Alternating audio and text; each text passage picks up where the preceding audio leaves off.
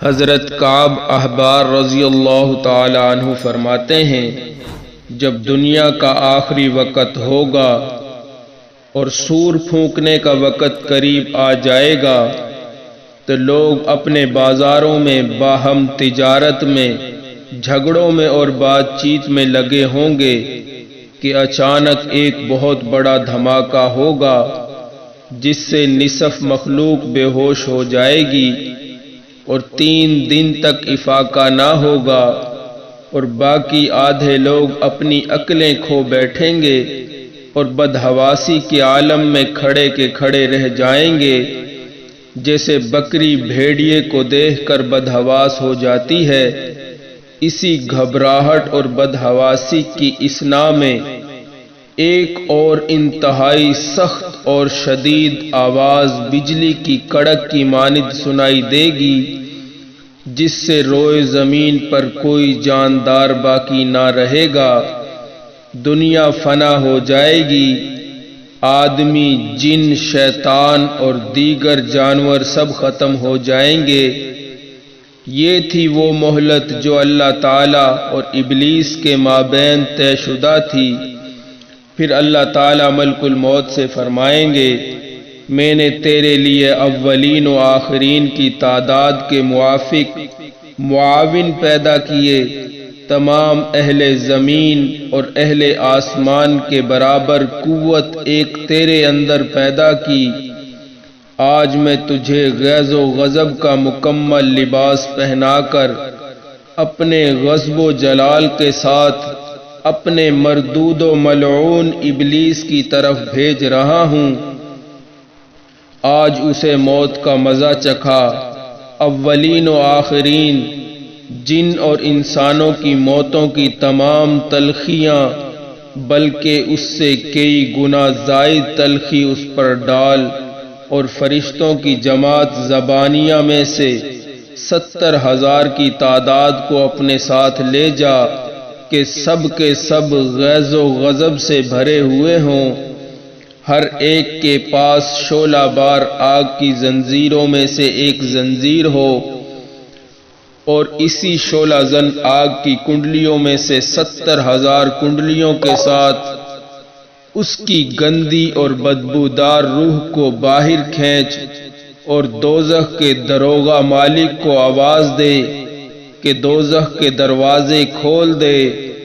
چنانچہ ملک الموت ایسی بھیانک شکل و صورت میں آئے گا کہ اگر 7 آسمانوں اور زمین والے اسے دیکھ پائیں تو اس کی ہیئت سے ہی پگھل کر رہ جائیں۔ ملک الموت جب ابلیس کے پاس پہنچے گا، اسے ڈانٹ پلائے گا، وہ بے ہوش ہو جائے گا اور یوں خراٹے بھرنے لگے گا کہ اگر مشرق و مغرب والے سن پائیں تو ان خراٹوں کی بھیانک آواز ہی سے بے ہوش ہو جائیں۔ ملک الموت کہے گا، او خبیث، ذرا ٹھہر جا، آج میں تجھے اتنے لوگوں کی موتوں کی باقدر مزہ چکھاؤں گا جتنوں کو تو نے گمراہ کیا۔ کس قدر عمر تھی جو تجھ کو ملی، اور کتنے قرن اور زمانے کے لوگوں کو تو نے گمراہ کیا، اور تیرے کس قدر ساتھی ہیں جو جہنم میں پڑے ہوئے ہیں اور تیری رفاقت کے منتظر ہیں۔ یہی وہ وقت ہے جو تیرے رب اور تیرے درمیان طے شدہ تھا۔ اب بھاگ کر کہاں جاتا ہے؟ وہ ملعون مشرق کی طرف بھاگے گا، مگر ملک الموت کو سامنے پائے گا۔ وہ سمندروں میں غوطہ لگائے گا تو وہ اسے قبول نہیں کریں گے بلکہ باہر پھینک دیں گے، اور ملک الموت وہاں بھی موجود ہوگا۔ غرض روئے زمین پر بھاگا بھاگا پھرے گا اور اسے کوئی پناہ گاہ اور نجات کی صورت نہ دکھائی دے گی، بلکہ وسط زمین میں حضرت آدم علیہ السلام کی قبر کے پاس آ کر کھڑا ہو جائے گا اور کہے گا، اے آدم، میں تیری وجہ سے ملعون و مردود ہوا، اے کاش تو پیدا ہی نہ ہوتا۔ پھر ملک الموت سے کہے گا، تو مجھے کس پیالے سے پلانا چاہتا ہے، یعنی عذاب کی کس شکل میں مبتلا کر کے میری روح قبض کرے گا؟ ملک الموت جواب دے گا،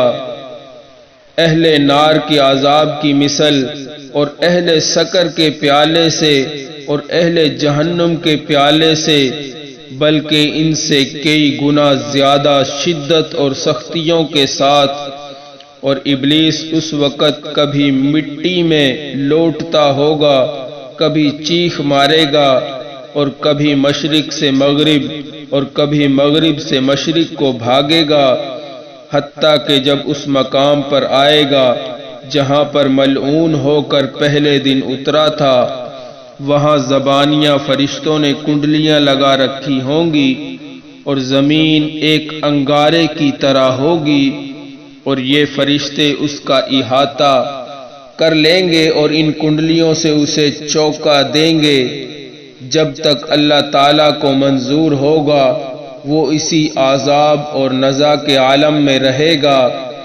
اور حضرت آدم اور حوا علیہ السلام کو کہا جائے گا،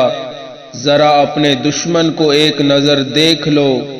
اور اس عذاب کو بھی جس میں وہ مبتلا ہے اور موت کی تلخیوں کا مزہ چکھ رہا ہے، یہ دونوں دیکھیں گے اور عذاب کی شدت اور موت کے عالم میں پھنسا ہوا ہے، تو دونوں بیک وقت زبان سے کہہ اٹھیں گے، اے ہمارے پروردگار، تو نے ہم پر احسان کی انتہا کر دی۔